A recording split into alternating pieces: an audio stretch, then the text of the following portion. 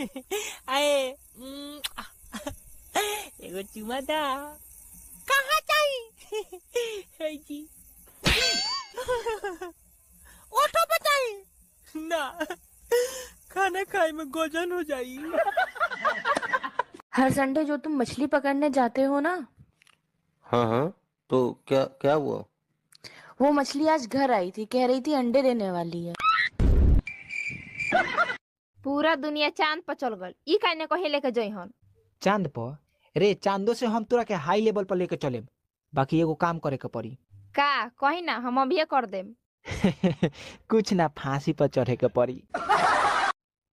कारे सुनत नहीं कि स्कूल भर में सबसे तेज ते ही रोली हो। हाँ जी। तो फेल कैसे हो गई हो? तेरे कारण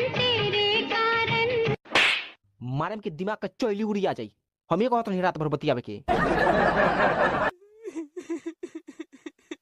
रे का भइल बारे? हमरा माँ के तबीयत खराब बा।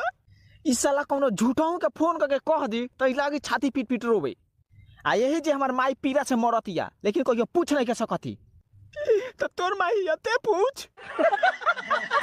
मेरा सवाल उन लड़कियों से है जो रक्षाबंधन के दिन किसी को अपना भाई बना लेती है, तो करवा चौथ के दिन किसी को अपना मुझे इंसाफ चाहिए, बात खत्म।